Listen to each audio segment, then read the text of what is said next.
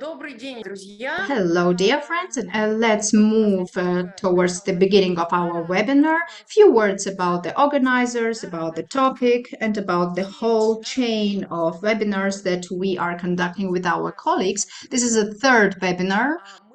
Are a group working on the environmental consequences of the war.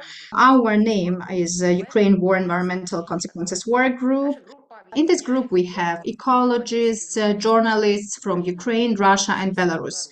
Those colleagues working in our group from Russia and Belarus, usually they are living not in their countries, but somewhere outside.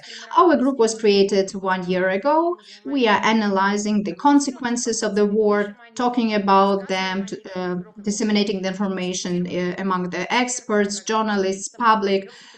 We are trying to deliver this information to the broader audience. And it is very important for us that the information that you spread is available in Ukrainian, Russian, and the English languages. Besides those materials that we are regularly posting on our website, by the way, the link to the website you will be able to find in the materials available in the chat.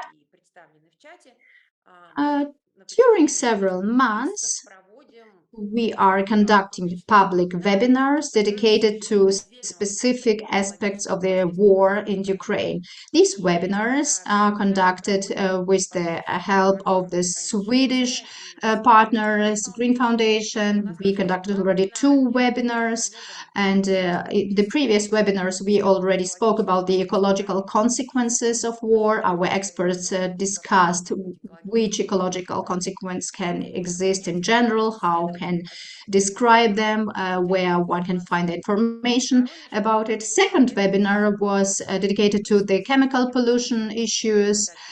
And the topic of today's webinar, number 3, is connected to the recent events, and namely the explosion of Kakhovka Dam. There is a lot of information regarding this topic now in Ukrainian mass media, in Russian mass media, and English-speaking mass media as well. Our group, our team of experts received many questions. Therefore, we decided to conduct another webinar so that the experts whom we gathered today could present their opinion today and answer your questions. In the framework of today's webinar, we will have 4 experts who will deliver their speeches. Please show the next slide. So, among those speakers, Eugene Simonov, Oleksii Vasyliuk, Viktoria Hubareva, and Dmitry Gorchakov. He is working in the ecological center Bellona. These 4 experts will talk about 4 different aspects connected to the explosion of Kakhovka Dam. Evgenia will speak in general how the dam functioned. What are the consequences of the destruction of dam? It's already clear now. Oleksii Vasyliuk is a Ukrainian ecologist and who lives in Ukraine at the moment. He can observe the situation better. So Oleksii will tell us what is happening to the ecosystems at the moment, what is the consequence for the flora and fauna, and what are the forecasts for the next months. Dmitry Gorchakov, as an expert on nuclear energy, he will speak about potential consequences of the destruction of the Kakhovka Dam, can be for the Zaporizhzhia Nuclear Power Plant, and what could be the risks for the power plant. And Viktoria Hubareva, as journalist from Ukraine, will tell us how this topic was shown in Ukrainian mass media, and it will dwell upon the existing narratives regarding the topic, and which were already shown in the mass media. Each expert will have around 10 minutes time for his or her speech. As soon as then 10 minutes are over, I will remind about it, and then we will move to the next speaker. At the end, as soon as everyone is finished, we'll be able to answer your questions. As we are working in the webinar format, you can write your questions in the chat down. There is a function for the chat. You can write Q&A. There is also an option for that. So some of your questions will be answered orally, and some of them will be answered in a written way. Hope we will be finished in 1.5 hours. We will try to finish on time. And this webinar will be recorded. We will have presentations in Russian and in English. And in several days after the webinar, we will put everything on our website. Everything will be public, open for you, and you will be able to get all the presentations. Okay, I made already all necessary announcements, and now I will give the microphone to Evgeny. Evgeny, you are the first speaker for today. Please, the floor is yours. Thank you, Angelina. Hello to everyone. First of all, I'd like to say that today is the day of Dnieper, the first Saturday of July. We never celebrated this day in such a tragic environment. What happened? We need to discuss it in the war and historical context because dams and such dikes were always used in the wars. In older times, military leaders were using such dams in order to flood the cities or vice versa to take away the water from people.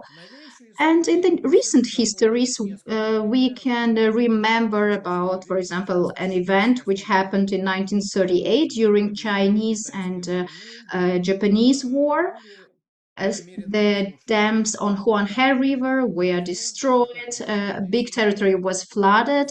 As a result, around 500 till 800,000 people, mostly peasants, died. Chinese people. Most of people died because of diseases and all the problems that appeared after this. Another event, the destruction of Dnipro Dam, which happened in 1941, and it was made by the Soviet army when they were retreating. As a result of this explosion, from 5 to 100,000 soldiers and civilians died who lived at the bottom of the river. In our history, we have a lot more examples of such tragedies. The most recent examples refer to Syrian war and war between Islamic countries, also war of Turkey against Kurds. Very often the dams were used as a weapon in the war. And in the current Ukrainian-Russian war, according to our calculations, approximately 6 or 7 small or medium-sized dams were destroyed. Destruction of the dams can be treated as a military crime. And I mean here in this as a part of various international treaties.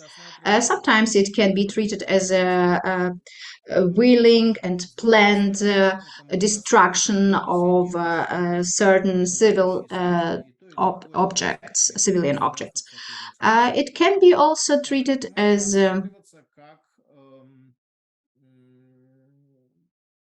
using the natural powers against the civilians according to the protocol of Geneva Convention.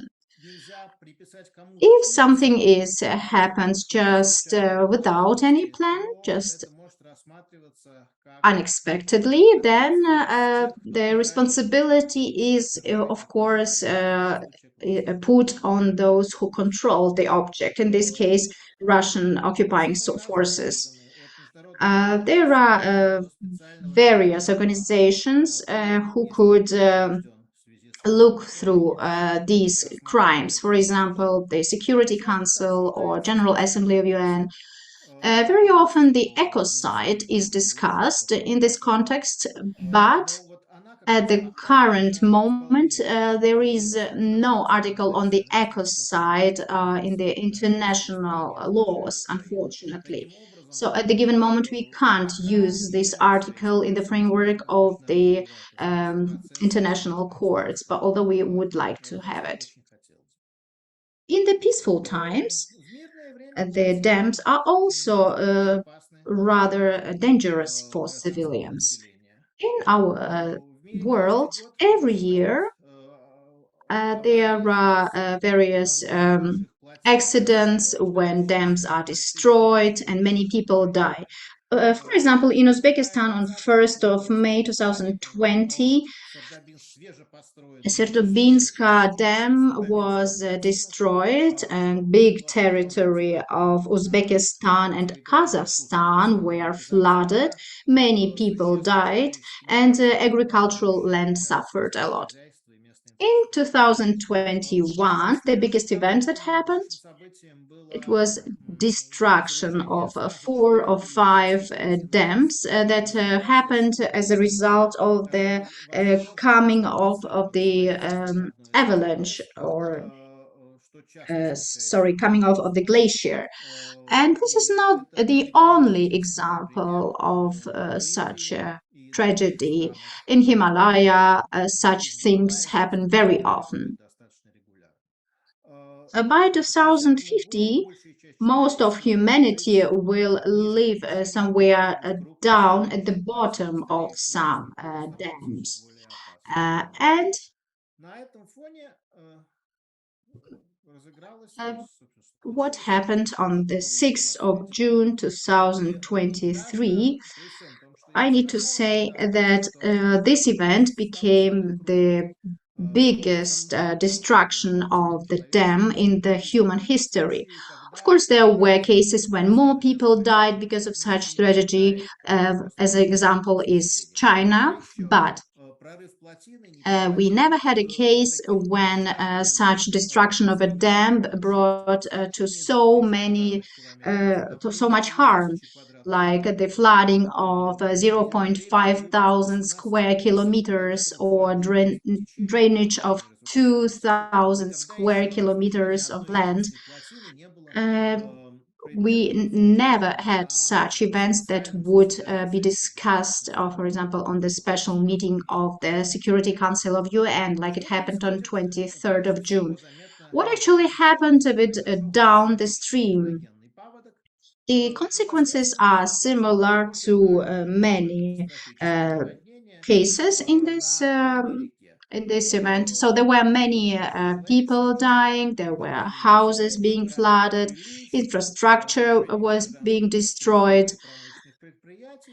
a huge amount of various pollutants were brought into the river, and later all of this will be brought to the estuary and then to the sea. The epidemiological situation decreased as well, which can bring new pathogens and diseases. And of course, on all those territories that were flooded, there was an erosion on them. And there was a very negative impact on the seaside, on the Black Sea, which became very dirty, polluted. And now this seaside can't be used by the population.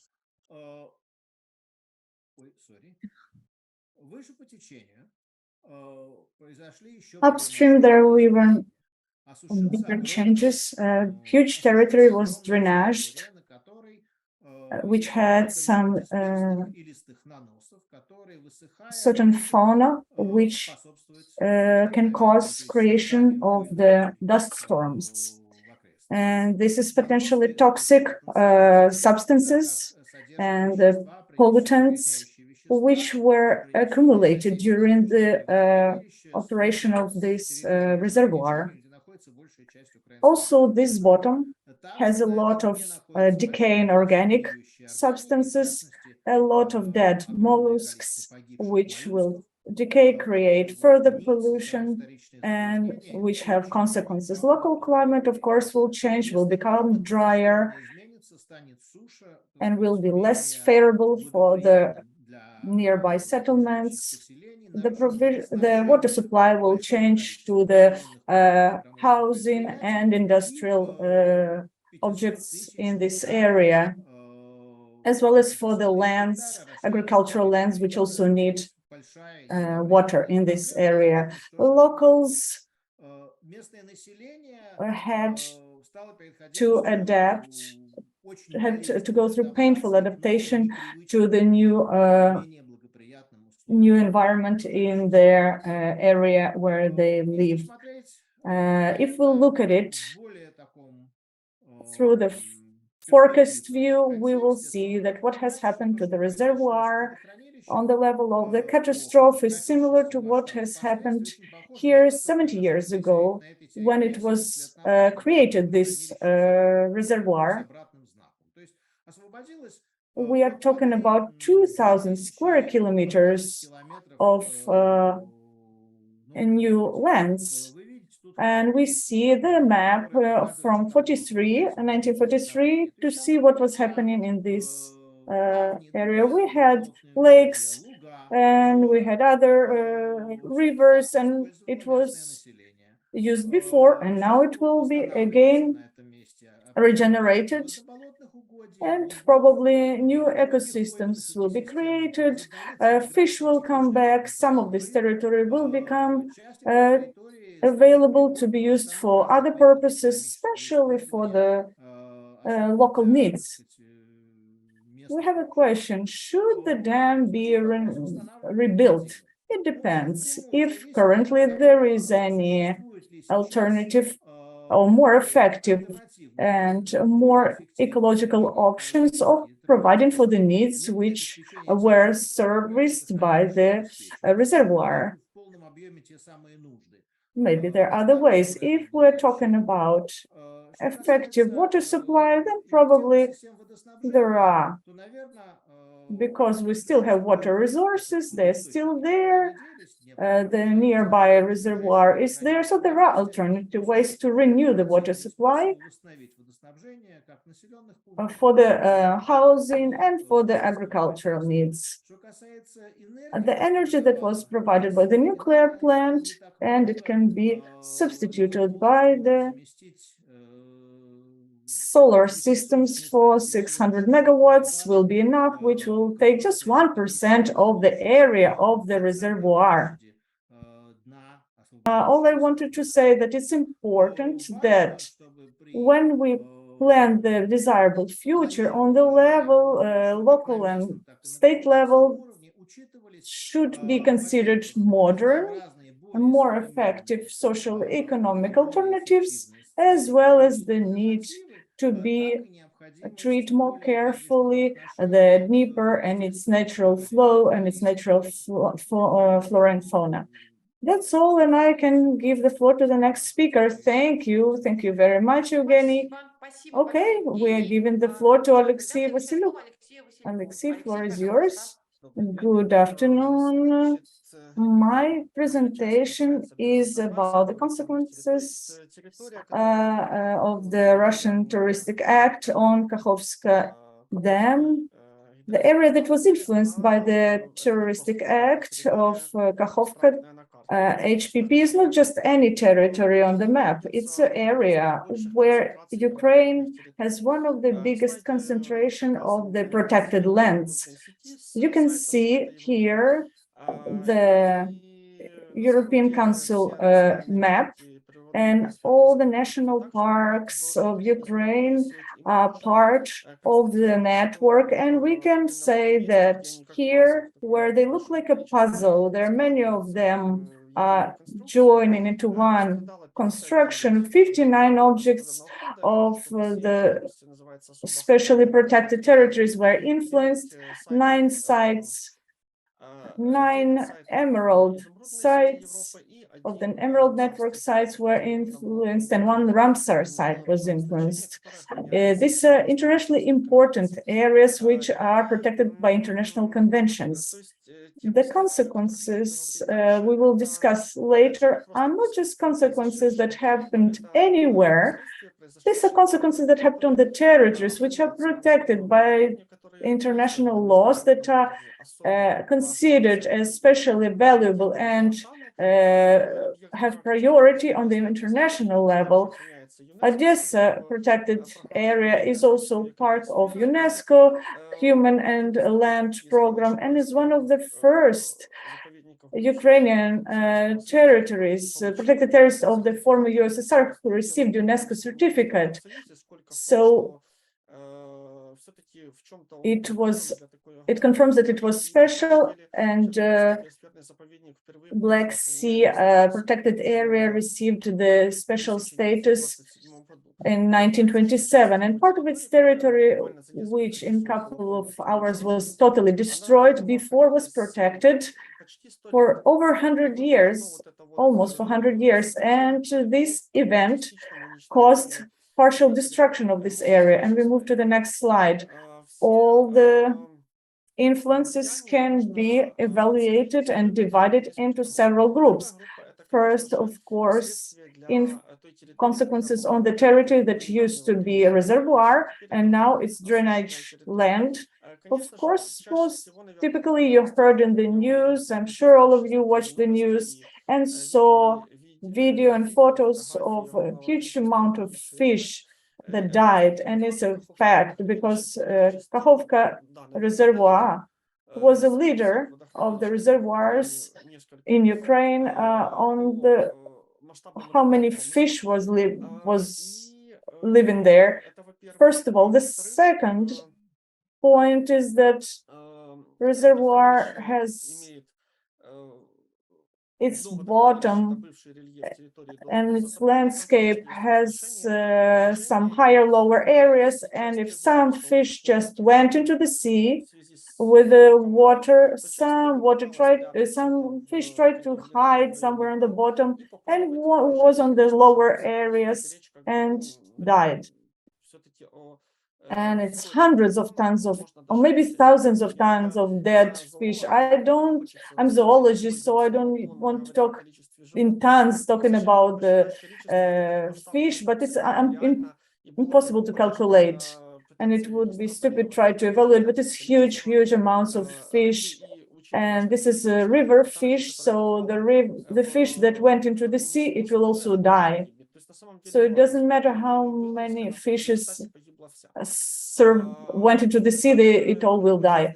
Also, there was strong influence on the birds because nearby the banks of the Kakhovka reservoir, there were a lot of settlements and nests of the birds, and they were all the birds liked these territories because they were totally isolated. They were surrounded by some vegetation and water, and the nests were protected, and no hazards were able to reach this nest. Now all of it is already. You can walk out of Zaporizhzhia city and you walk to these nesting areas. Of course, it will attract domestic animals which are abandoned on the streets that will go and attack the birds. So life of the birds got worse. Also, it influenced all the benthal creatures that lived on the bottom, especially near the banks, where different crayfish and mollusks, huge number of living organisms that people never think about. They live on the bottom of the river. Of course, all of them have died. It's not totally dry, the bottom yet, but in a couple of weeks it will dry and they will die. And we're talking about all the benthal fauna of a huge reservoir. We are talking about 100% death of all these organisms. There is a huge danger for the fauna. There is no soil there, but on this territory, first of all, there will be invasive type of plants, and we realize the fact that if now we don't perform specific measures and will not make steps that will avoid this happening, the reservoir can become huge land for invasive plants, and we don't know how to fight this because it never happened before. Second block of problems are problems connected with the flooded territories. Of course, everybody saw the news and were worried about people who had their houses flooded, for their animals, and volunteers were saving them under the shooting and shelling. If we talk about wild nature, which is the main part of the zone which has been flooded, of course, it has suffered very destructive consequences. And we're not talking about the raised water level, it's the riverbed. And normally, annually, there have to happen floods. It's normal procedure, normal phenomena. But since 1932, when the reservoirs were built, floods have stopped. And level of Dnieper River was controlled by the special gates, water gates. And their ecosystem that have been created. And now when this catastrophe has happened, it was not a flood, it was a strong water that just washed everything off. We were watching on the news that Kherson level raised by 20 centimeters, 1 meter and more. But it's not about level of the water.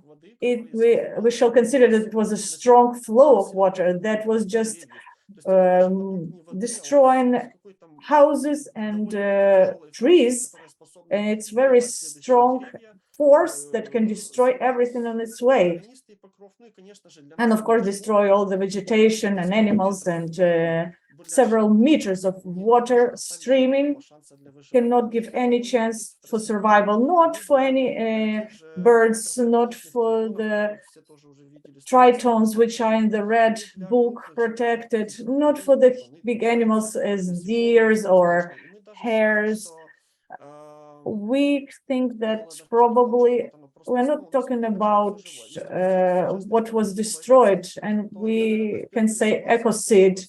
And I agree that we shall use this word, term ecocide in this case, because lower on the float, everything that was alive has been destroyed, whether it was pushed into the sea or it died on the dry land.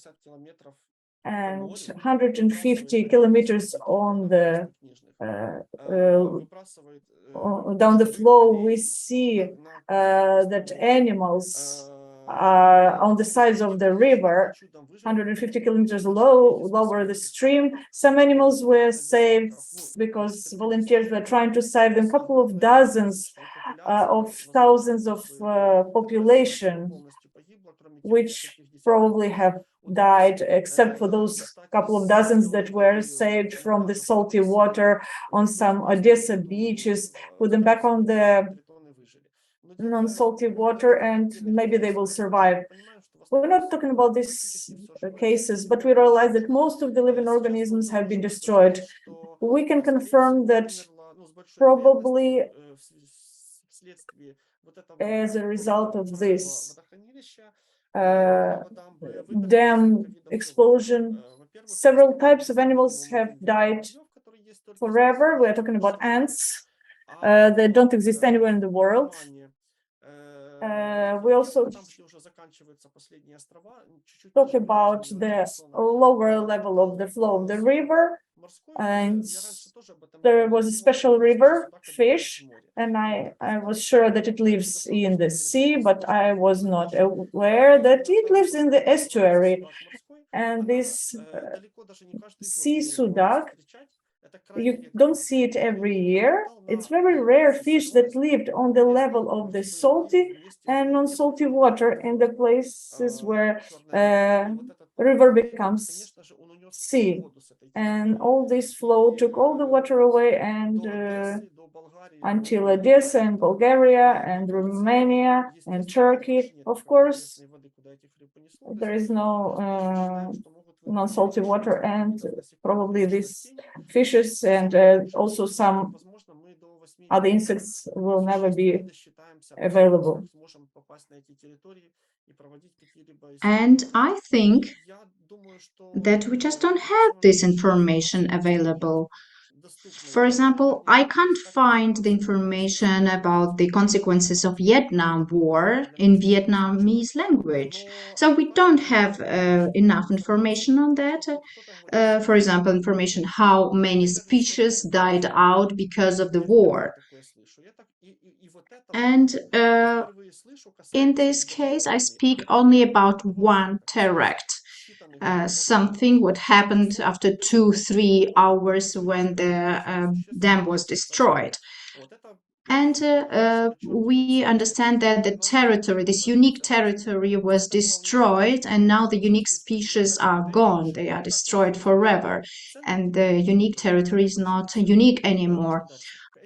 By this slide, I'd like to demonstrate how the territory looked before the destruction. So several weeks ago, the territory was like on these photos. Final slide. It's consequences for the ecosystem of the Black Sea. Everyone mentioned that there was desalination of sea. Yes, of course, but it's all temporary. There is a huge amount of the fresh water coming into the sea, but this is not the hugest problem. The mud that was mentioned by my previous colleague, we are still not sure about its chemical substances, what is actually inside this mud, but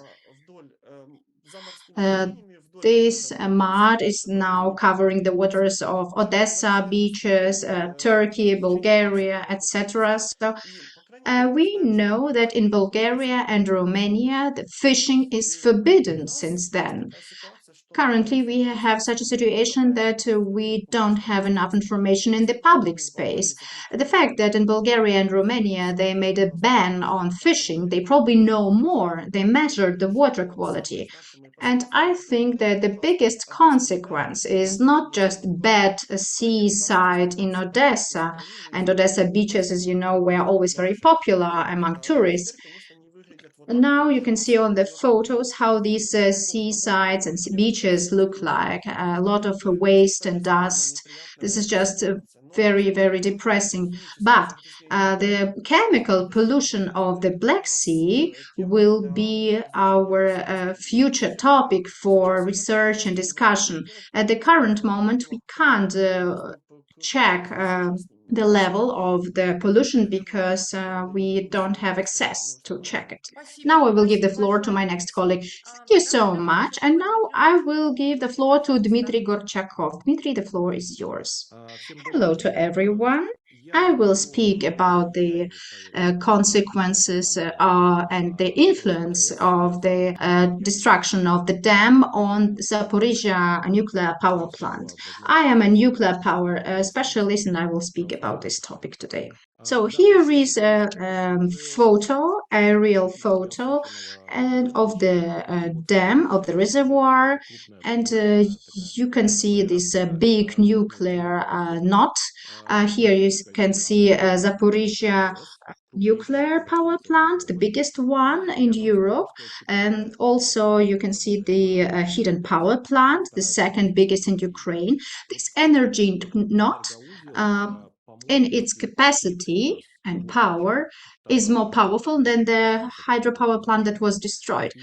And these stations were responsible for 1/4 of all energy for Ukraine. So economically, they were very important, and this knot was extremely vital for the recovery of Ukraine. And another thing, what you see here is the cooling pond. It occupies about 0.5% of the reservoir. this picture, you can see in more details the whole region. Why do I mention these two power plants? Because they have a common hydro infrastructure. It's actually what was destroyed when the water was flowing down. In red color, you can see this water intake for this system. So the water intake is now totally dried, and both power plants can't take the water from this water intake. For certain needs, they need this water, although both power plants are not functioning at the moment. So what they are using at the moment, they are just taking those savings that they have in their cooling pond. Next slide. Let's now have a look at this picture, and I will explain how much water is needed for the nuclear power plant. On this slide, you can understand how much water is needed for a functioning nuclear power plant, which has 6 energy blocks. Yes, I need this slide. So briefly, how the nuclear power plant functions. The fuel is getting warm, and this warmth is coming to the generation, and then everything goes to the turbine and then to the generator. So that the system is working from the turbine condensators, we need to remove the heat, around 1/3 from what is generated in the reactor. And for that, we need the cooling pond. And this heat is coming into this pond.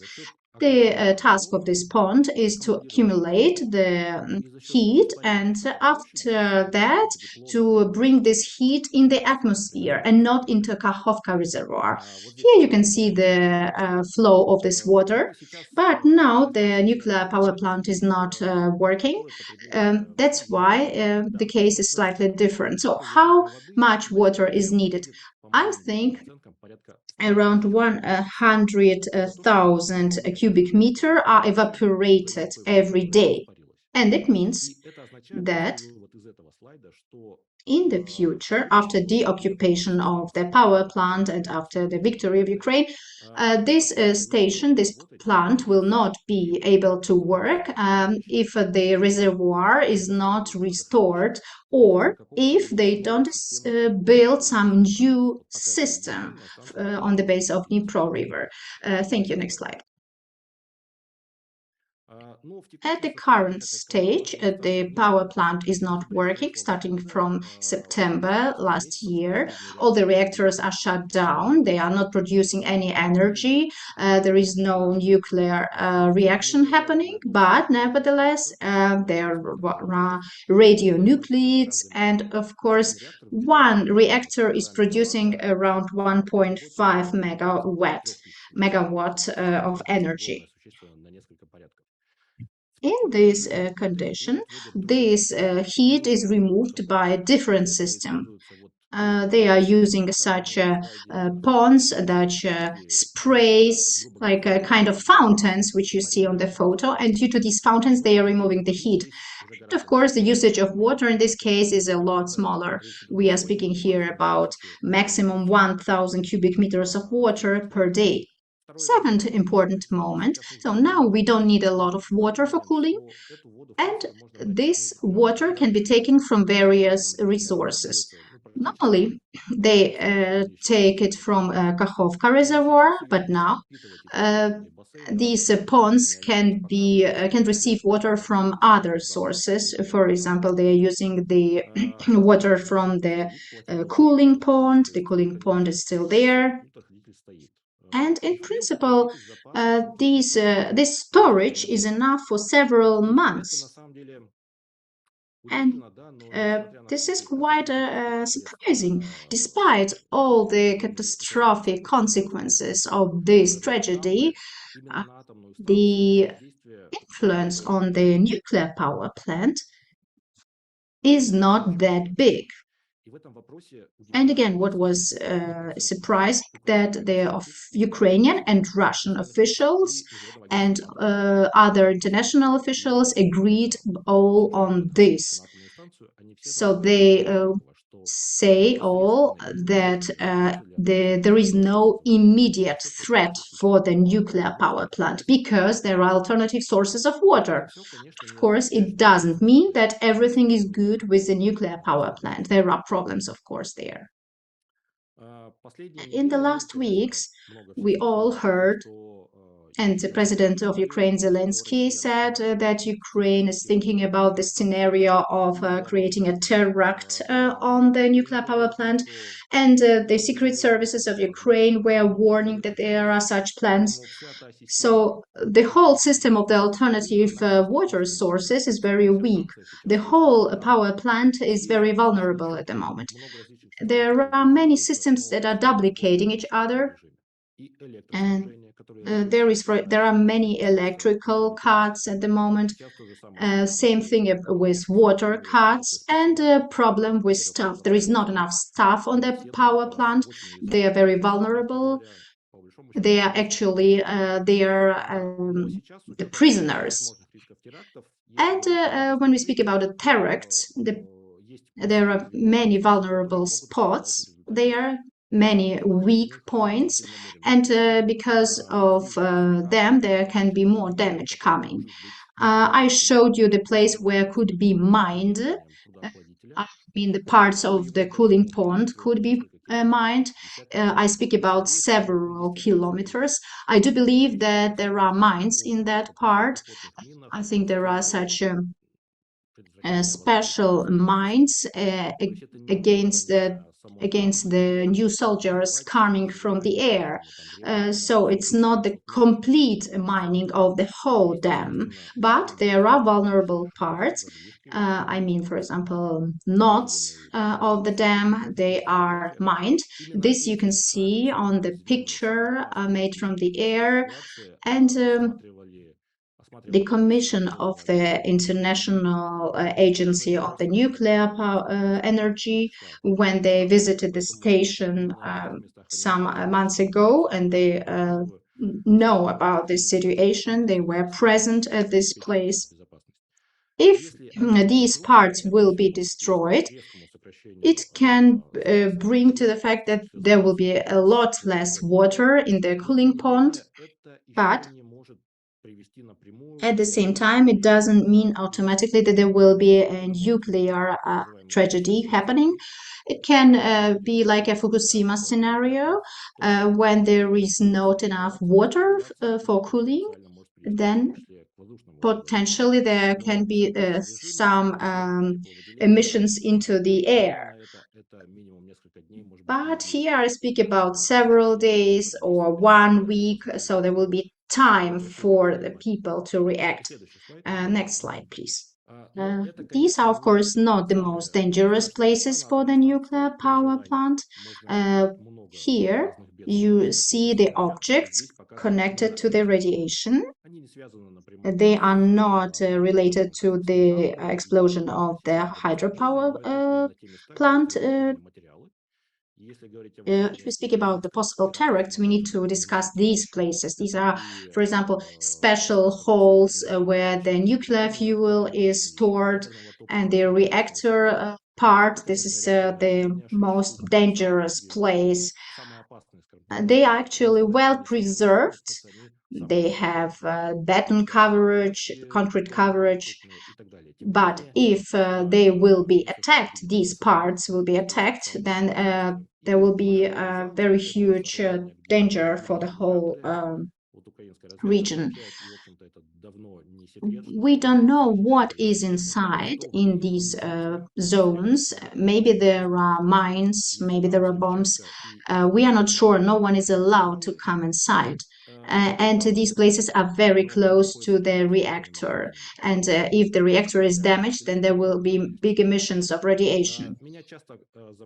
After the Kakhovka Dam was destroyed, I got many questions. What will happen with the Zaporizhzhia Nuclear Power Plant? It's a quite difficult question because there are many unknowns. we can't make a prognosis what will be destroyed where. We don't know when it will be done and in which situation the objects will be. We don't know how the staff will react and will they be able to react or not, and what will be the weather in this moment. We don't know in which direction the wind will blow. So one can say only several things about this, but quite confidently. First, at the current moment, if something happens and there is radiation, then we don't need to make the prophylaxis with iodine. I mean, when people get special medication with iodine, normally during such tragedies like in Chernobyl case, people had to get this medication, but now in this case we will not need to take iodine. Second,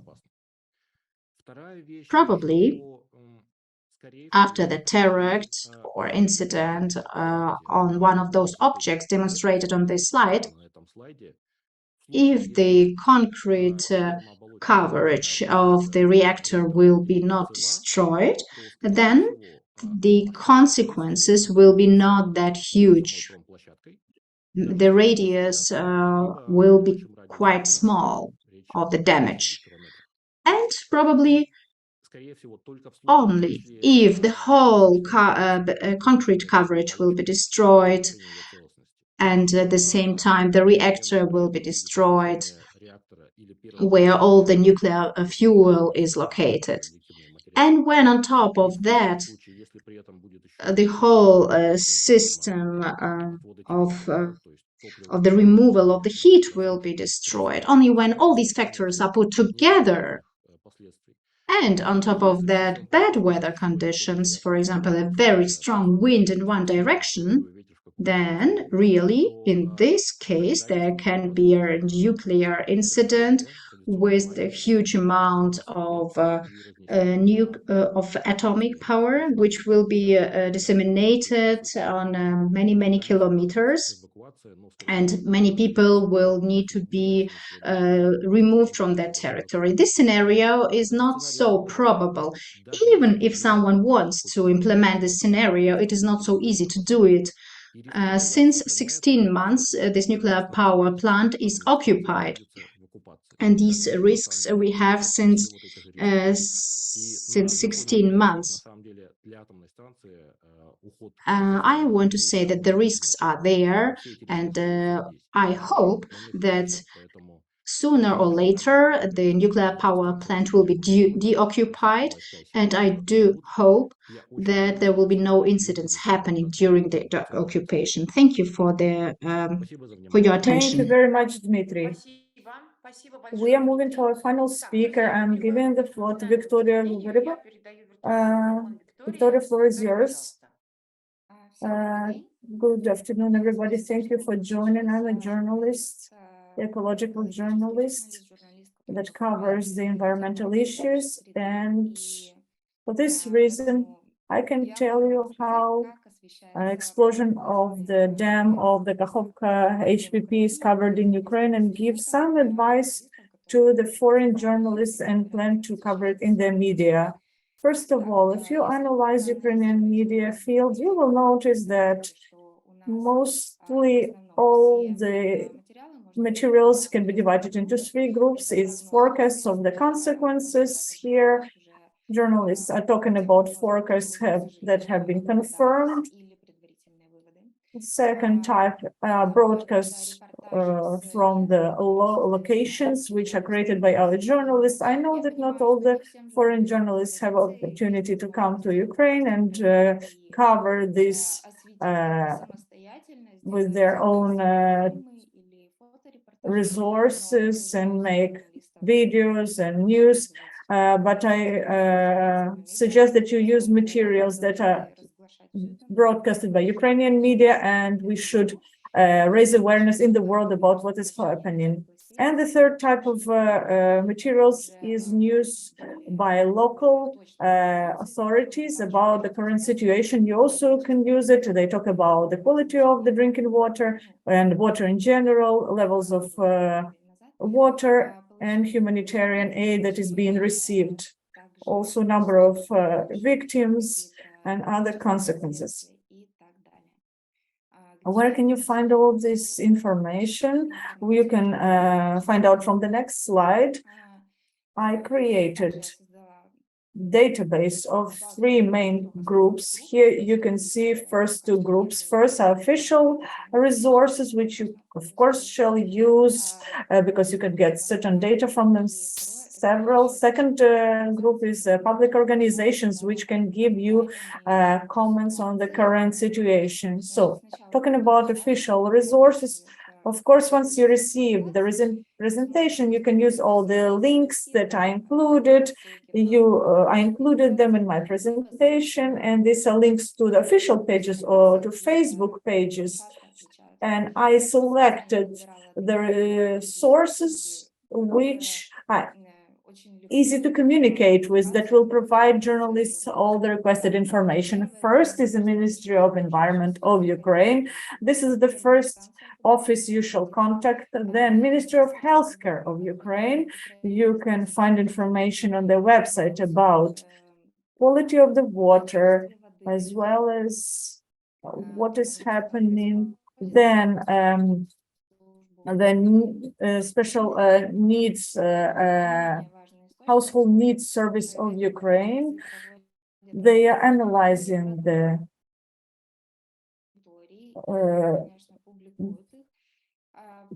they are another source of data. And then I recommend Kherson City Council and Kherson City Military Administration. You can also contact Odessa City Council and Military Administration and Mykolaiv City Council and Military Administration in order to receive the latest news about the current situation in the region. You can follow their Facebook pages because they are publishing the latest news that allow you to have the most fresh data on the events.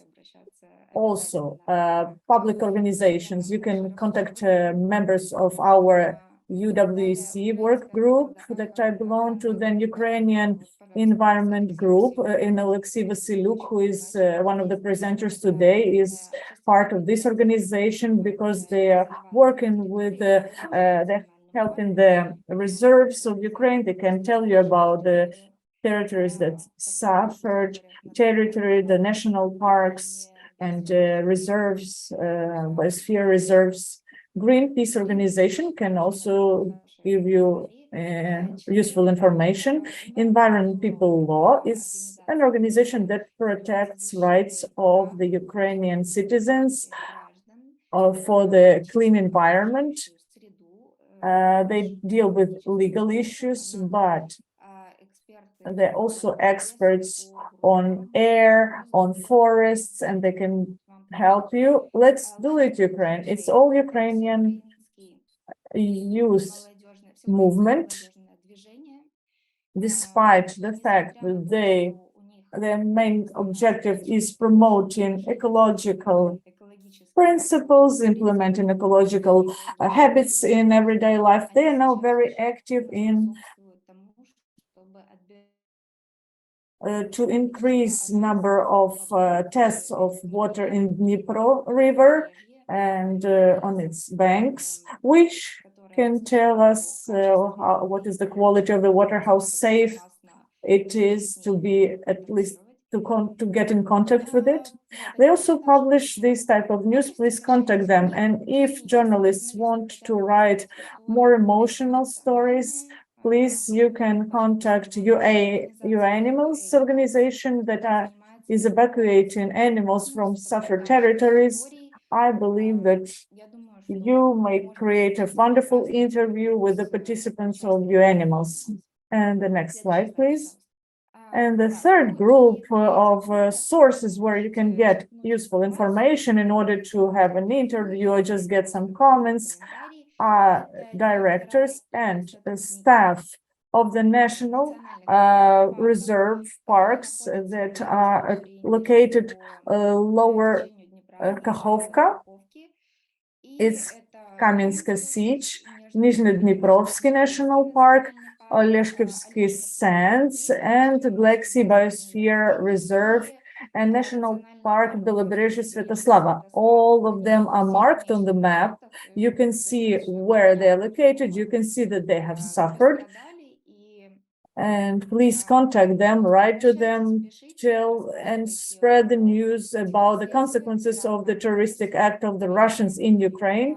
And one of our main tools right now is disseminating information, raising awareness. Please use, and good luck to you in creating your news and information pieces and stories. Thank you very much, Victoria. Dear friends, thank you, every panelists. We already have several questions in our chat from our participants and guests of our webinar. I will read the question. First question is from Oksana in our chat. If we do not renew the reservoir, what alternative water supplies for the households and enterprises? I see that Oleksii wants to give answer. I want to answer this question because last week, 2 days ago, me and my colleagues had a 2-day so-called discussion.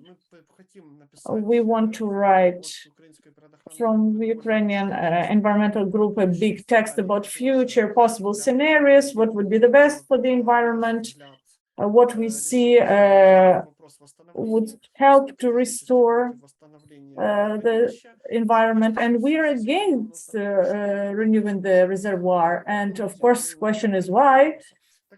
So here's the answer. Water supply was for the 3 objects: energy complex. Next one was household, several villages, and then channels that were going to Crimea. The biggest settlements, Kryvyi Rih and Nikopol. These settlements, Nikopol is on the riverbank of Dnipro River. It was there even before the reservoir was created, and now when water disappeared and it's only the bottom, it's still near Nikopol city, so nothing changed for Nikopol. Unfortunately, it's being shelled daily. That's the biggest problem. So the problem is to rebuild the city, not to renew the water supply. Kryvyi Rih, since beginning, it was said that 2-3 weeks is needed to reconnect the city, to renovate those machines that were pumping water, and we expect that next week that water will come back, will be renewed water supply in Kryvyi Rih, and probably we will not need to rebuild the reservoir for Kryvyi Rih. If we're talking about energy complex, then Dmitry already covered it, that really probably it's possible to rebuild the buildings that are pumping water. They used to do it and they will continue pumping it. And I'm telling you, I'm calling these pipes, but you can just put pipes a bit further. But if you checked carefully Dmitry's slides, you can see that the river passes through Enerhodar, and 2 biggest cities that are on the banks of the X reservoir, they are now not far from the Dnieper River, so they don't really need special connection for many kilometers to supply the water. The most complicated, I thought so, because I'm a biologist and I was interested in this aspect. I thought the most difficult will be is supply of water to canals, to the channels, because all the south of Ukraine and Crimea is supplied by these channels. But turns out that water was pumped by by the pumps. Me and my colleagues had this discussion, and we had an expert, which we didn't even expect to meet, a person who used to work as a driver of a barge from Kherson to Zaporizhzhia. He was on this reservoir working there daily, and he knows perfectly how the water transportation was working there and the rest of the system. And he was saying, well, we always pumped the water from 5 meters. Now we can pump it from 15, and it's not a big problem. So I have nothing else to say. So now we understand that in order to water to come to the channels and to be used for the agricultural needs, although there are some experts from agriculture that say that there is no need to use this water for the agriculture.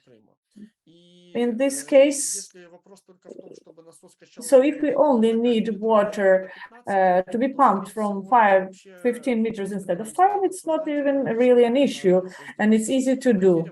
So losing this big waterfront will not really influence supply of water where it was supplied before.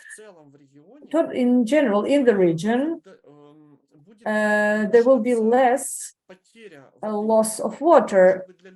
Well, maybe people will not feel it, but this shallow reservoir where we can walk 1 kilometer and the water will reach your waist, it's in summer it gets so heated and so much water is evaporated that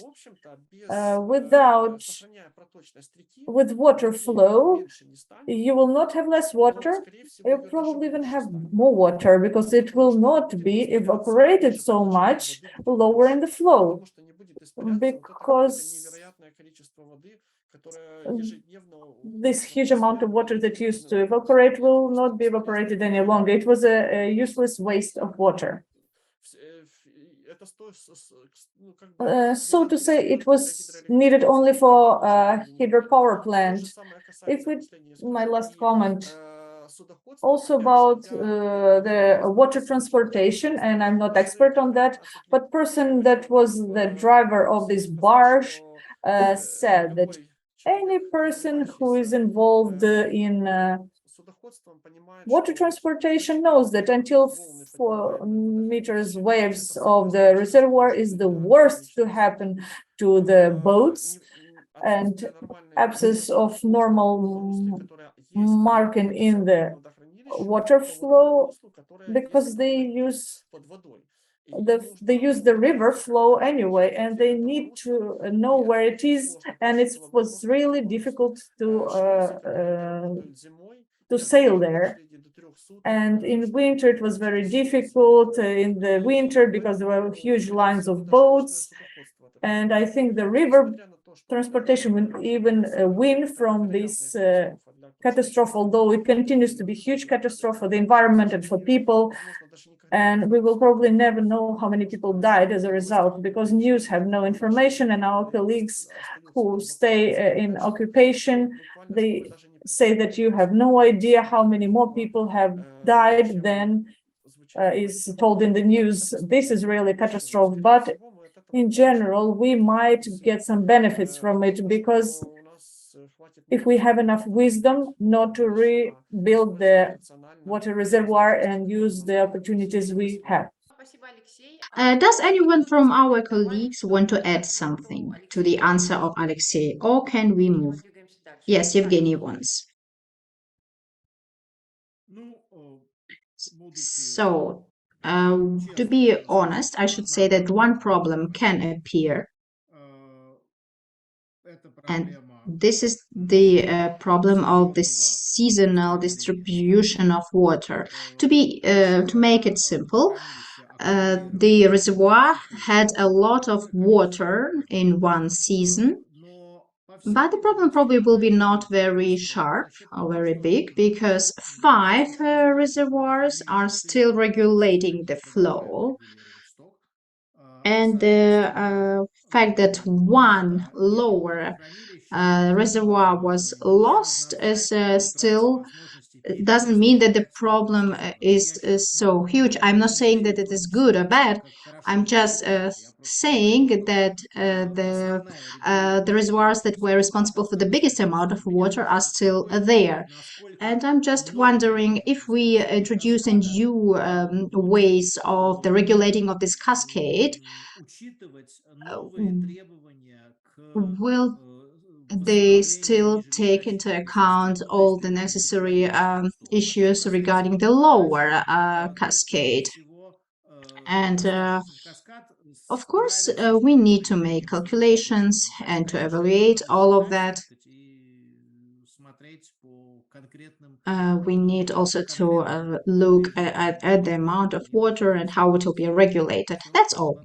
Thank you, Evgeny. Next question. Are there any plans about the creating of the international group for the analysis of the ecological consequences? It's clear that the consequences will be transborder, will have transborder character. Alexei, I will give the floor to you.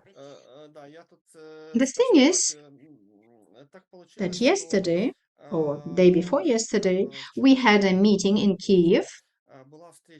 And on that meeting, the higher officials met together with UNEP.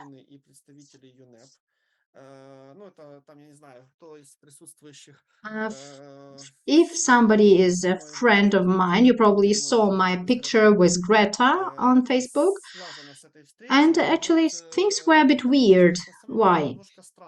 And there were two meetings organized. UNEP, together with Greta, met officials, and UNEP and Greta met also the representatives of NGOs. We thought that this meeting should be a general meeting for all of the partners. I don't know who from the presidential office made this selection of whom to invite and whom not, but they actually selected only those organizations that have certain expertise in various spheres. Unfortunately, we didn't participate in this general meeting of all the partners. I don't know, maybe it's because of security reasons. I don't want to criticize or to complain.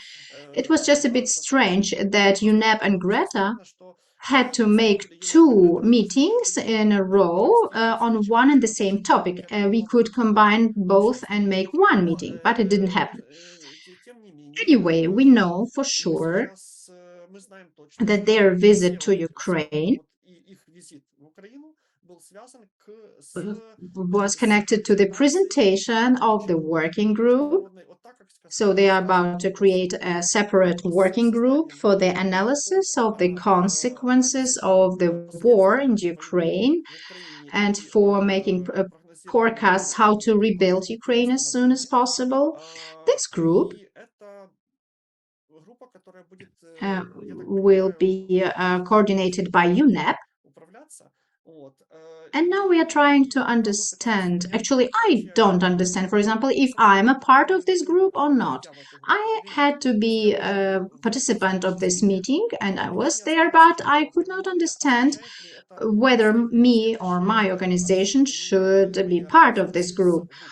I also don't understand where can I find a list of all those who are included in this group. I'm sure this group is already existing.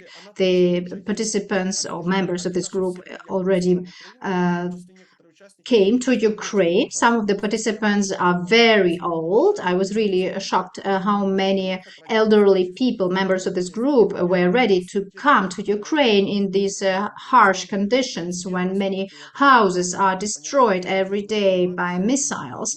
Nevertheless, it was, of course, great to make pictures with Greta, but till now, I don't really understand what is the list of those group members. I hope very soon we will be able to know who is included in this group.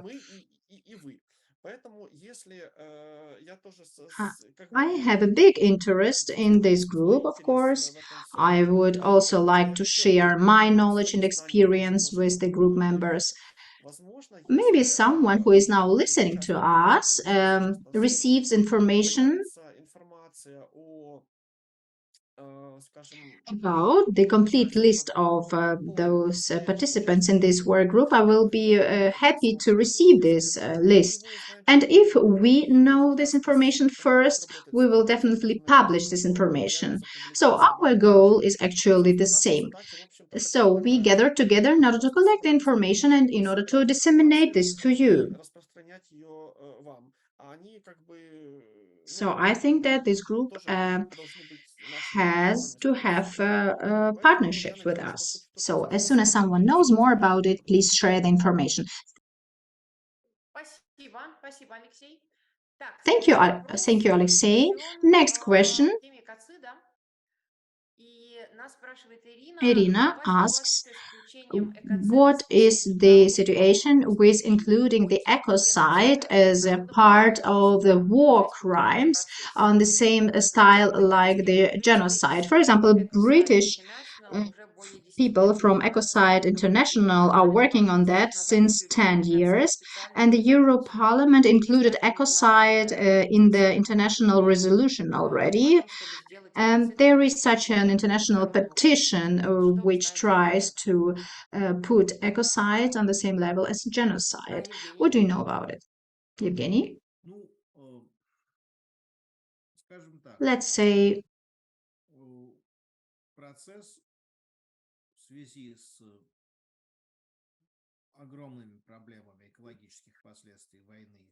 the, the current war uh, brings really many negative ecological consequences, but the process of the making new legislation on that is a very complicated project.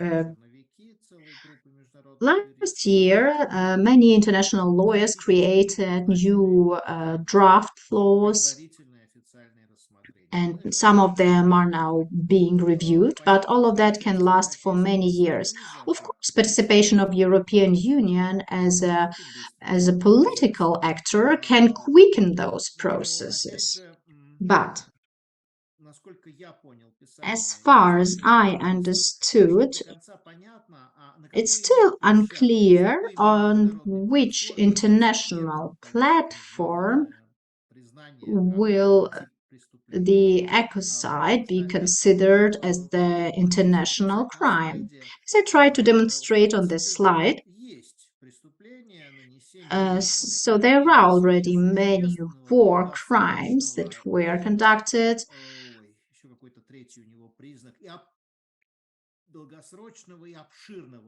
The crimes that made huge long-term damage to the environment. And many lawyers in the last year wrote that the problem is that all these characteristics like long-term and huge damage, all of that creates a very big barrier. For example, the catastrophe with the destruction of the Kakhovka could be considered like the damage of this type. But other things like bombings or shootings, that will be more difficult to include. And the creation of this ecocide term will create new grounds for removing those legal barriers. I'm not a lawyer. I don't have a feeling that in the nearest several months we will see the facts that ecocide is being considered as the international crime. The process is still very slow, although it became slightly quicker. Victoria, the floor is yours. Thank you. I'd like to add something. In reality, in Ukraine, we already have, we name it already as a crime. In Ukrainian, it's zloчин. In Russian, преступление.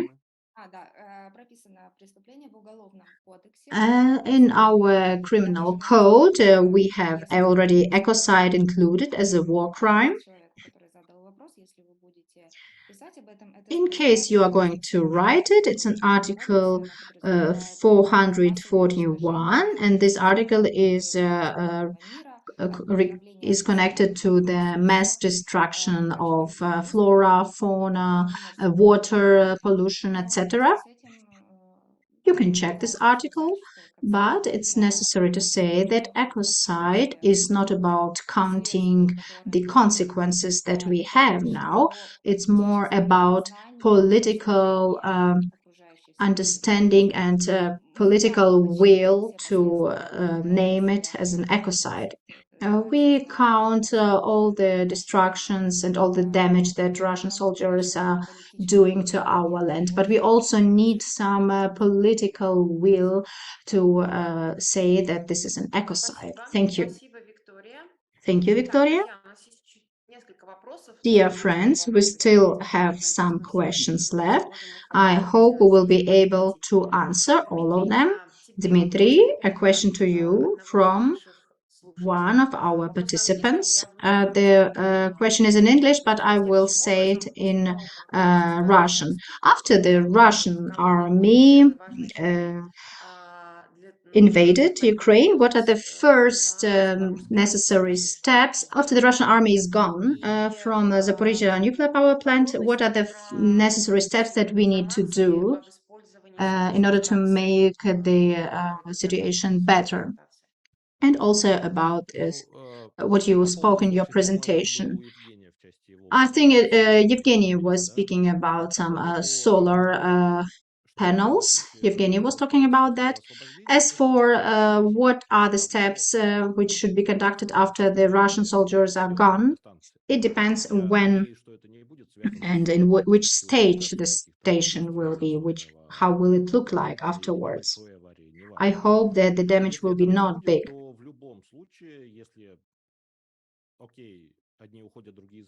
If Russian soldiers are just leaving and Ukrainian soldiers will come, we need to make a big inspection to make technical evaluation what is happening. It is already known that many things are already removed from nuclear power plant in Zaporizhzhia. We, of course, expect that Russian soldiers will be stealing many things when leaving the territory. They will destroy many things, so that it was harder for Ukrainian side to restore everything. What I know from Energoatom is that they plan to restore everything. It's not a secret that Zaporizhzhia Nuclear Power Plant, even being occupied, was producing electrical energy till September. Energy is very needed for Ukraine, especially after the war is over. We will need a lot of energy for renovation and rebuilding of our country. So I think that they will try to renew their power plant, depending on how many things are destroyed there. Now, many people are saying about terror acts. I do hope there will be no nuclear consequences. It can be, of course, that the generators, turbine generations, will also be destroyed. Everything is possible. And the main story is not machines, people. This is the most acute issue. There is lack of staff, and even to investigate, even to monitor, you need experts to evaluate this situation. And I think some of the staff will leave together with the Russian troops. Somebody have left and has left and will never want to come back. And you have to find new experts. Energoatom is working on this issue. They're looking for the experts. They say that they are preparing employees to enter the plant when will be possible, but this is another huge issue. Thank you, Dmitry. Evgeny, please answer shortly about the solar panels question. Well, Ukraine, as far as I know, has very developed legislation that allows to create solar power and potential capacities, and it's good to know that after Kakhovka HPP catastrophe, 155 megawatts of power generation was destroyed, which was in Mykolaiv region. Part of it was blocked, part of it was flooded. The hydroelectric station is not powered for many months.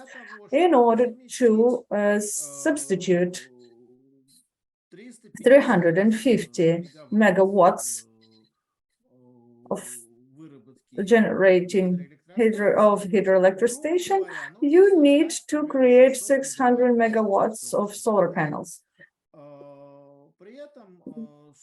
The price in this case, at the moment, average price will be about 2 times less than the price of potential rebuilding of this station. Well, it's a speculative question. You can only find out when you start planning these steps and these projects. But on average, nowadays, in the world, solar stations cost less, twice, 2.5 times, and in Europe, the difference between hydro generation and solar stations construction is bigger, I don't know, 3.5 times more or less for one unit of power. So the big areas which are now available, and you don't need huge areas, you just need 1% of what is available, in order to provide the same energy that Kakhovka HPP was providing, and electricity that needs to provide water to the additional height on the channel. Thank you, Evgeny. Next question is about Dmitry spoken, and we will answer his. It was about experts and people. Does Ukraine have enough experts right now to study the environmental issues, or there will be big demand for the foreign experts? Who would like to answer this question? I think we don't have the authority to reply to this question. It can be this way or other way. On one hand, people who have knowledge about different ecological aspects in Ukraine, especially in these regions we're talking about in the south and east of Ukraine, where we have so many people who had to be internally relocated, and many experts, of course, left Ukraine. They're in Central and Eastern Europe. And this is a huge problem, the loss of the experts. On the other hand, their knowledge are most precious. On the other hand, if we will have some sort of projects with participation of investments from international banks, or maybe somehow the money will come from outside, most likely this will demand participation of the experts from the affiliated with the organizations that will be investing in this project. So it's hard to give an answer right now. Let's wait. I think Evgeny has a different opinion on this. Evgeny, please. Well, it's very important to say that with external financing of these projects and investigations,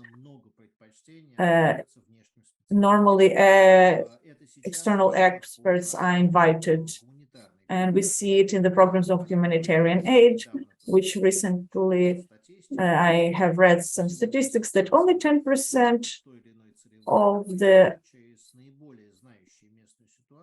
go through the most knowledgeable people in many segments of humanitarian help.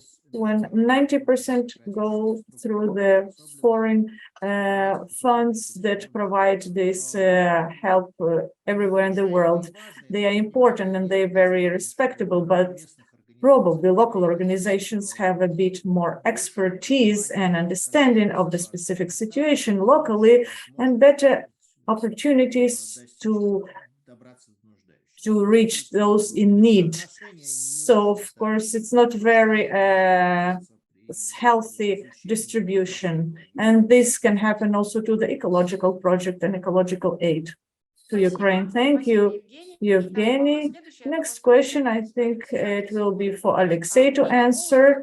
What ecologists believe?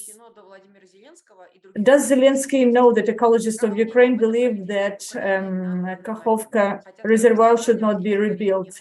So what is the opinion in the government of Ukraine about this? I don't think there is a one single opinion, and it's impossible to have only one, because there are so many factors that affect it. Organizations that are responsible for the hydroelectrical station, in a couple of hours, they have announced that we need to rebuild the reservoir and the station, and they started working on the reconstruction project. Well, they have, we can understand them, because it's one of the biggest handmade objects in Ukraine, and of course they feel like rebuilding it.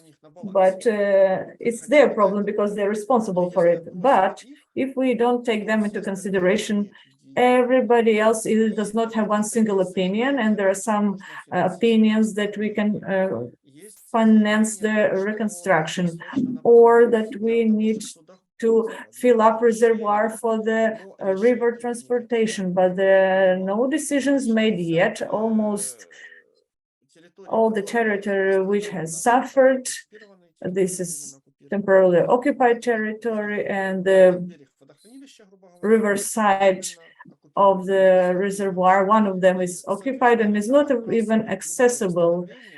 That's why it means that reconstruction, if it will take place, it will happen after the occupation, and it will depend on the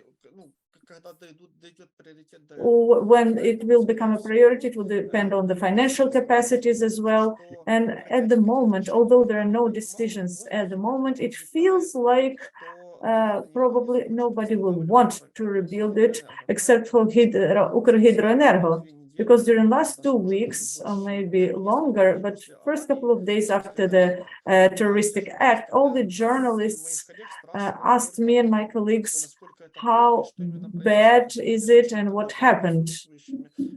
Although we haven't witnessed it and we don't really know.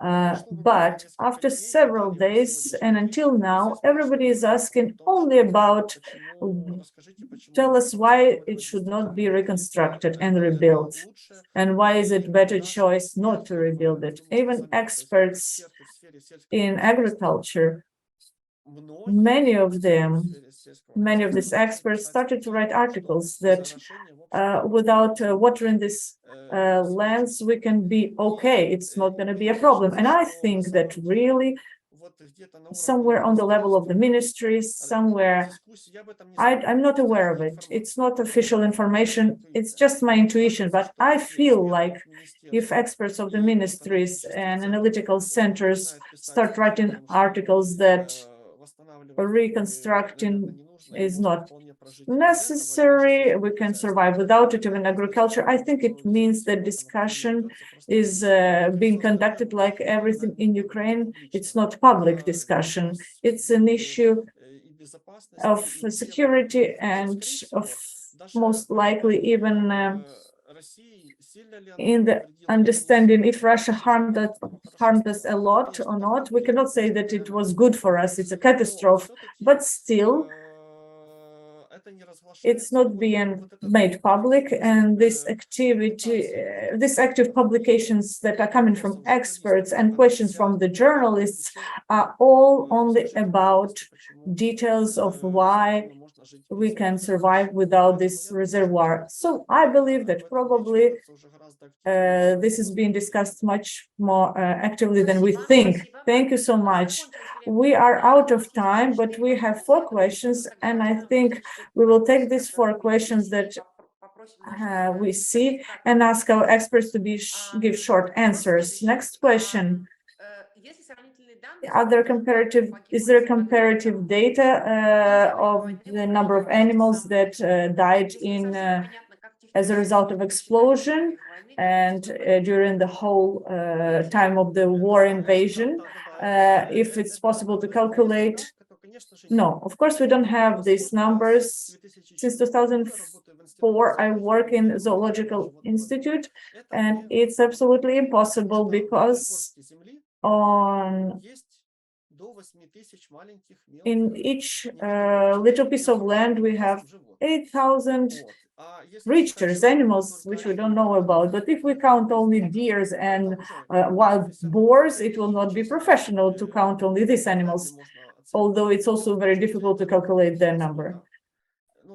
For example, one of the biosphere reserve, it's an area without any people. You cannot even move around there. It's marshlands and forests. And we only know more or less about types of birds and where they are in these areas, but we don't know about numbers. And it's the same about any part of Ukraine. And most likely it happens in every country. You don't have this exact information. Unfortunately, based on that, we cannot give exact numbers of about number of dead animals that died. So we really have so many animals and creatures that it's impossible to know how many have exist. So we cannot tell how many have died because there are billions, trillions of them. We can only say that all the terrestrial fauna of the flood zone has died. Everything that was under the water of the Kakhovka reservoir died. Everything that lived on the bottom of the reservoir died. This I can confirm. But how many? We don't have these numbers. This is my answer. Thank you, Oleksii. Evgeny, question to you and maybe to some other participants. Which stakeholders, which organizations will participate in working out the strategy and its implementation for the further reconstruction? And what shall be the primary focus of the actions on rebuilding this territory? If we look wider, I would like to know which partnerships and which discussions on international level where participants of different countries are taking part, that the consequences will be widely discussed and also possible measures on rebuilding were discussed. I think that it's for our Ukrainian participants. From my point of view, I think that now the most vulnerable group of people is the group of people living next to the reservoir, because this catastrophe destroyed their complete life, and they are now under big pressure of the current war. And as each separate community or hromada doesn't possess many sources in order to make a necessary decision, then this segment of people really needs very urgent help in order to adapt to the current situation. And they need some help in order to plan a better future, because somebody can just promise them that in 10 years they will renew the reservoir, and then Of course, people will support this decision because it was their former home, and they will not think that there could be some better alternative decisions. So, this is an urgent thing to my mind.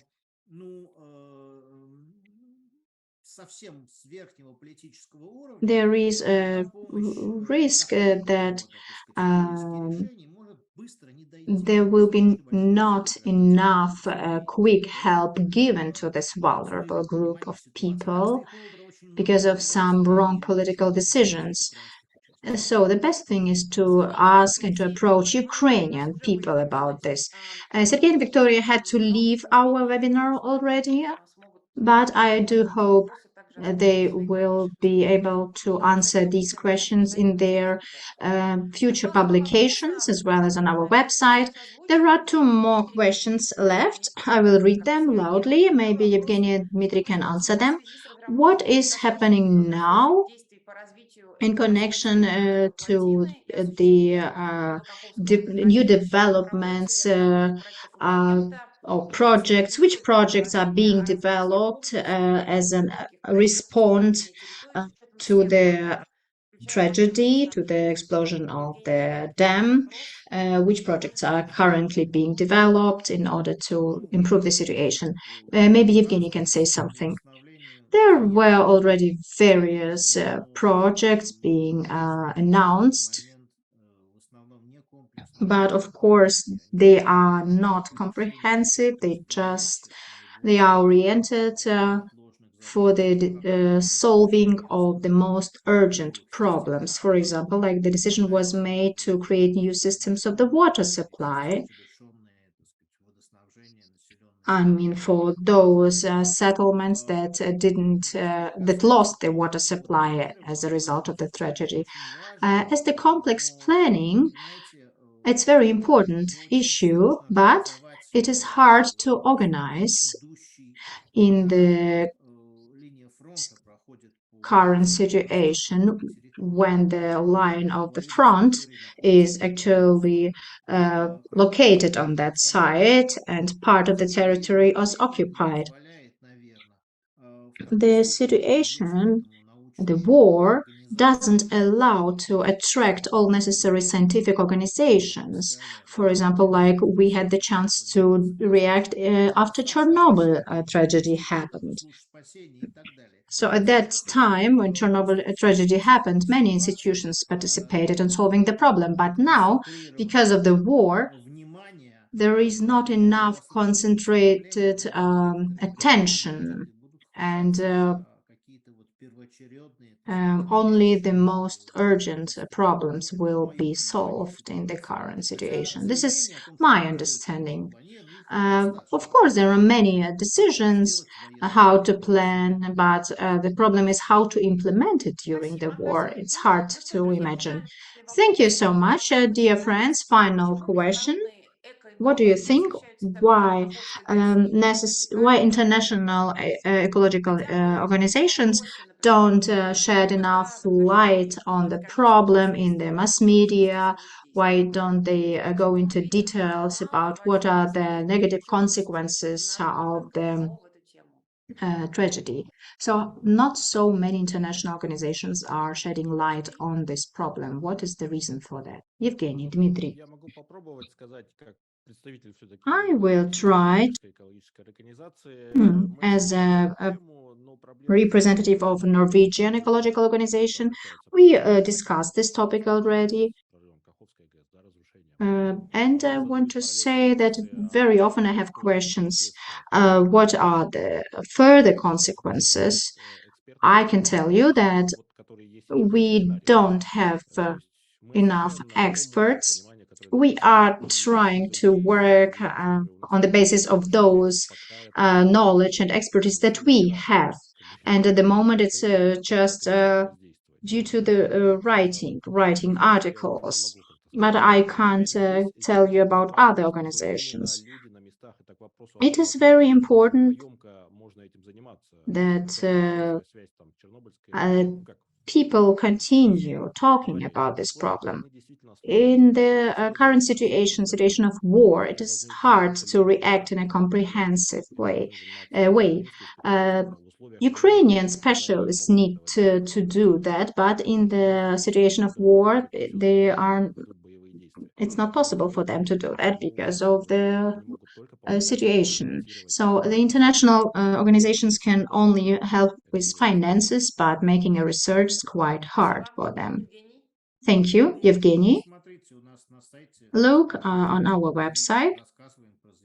We are talking about 20 or more organizations all around the world.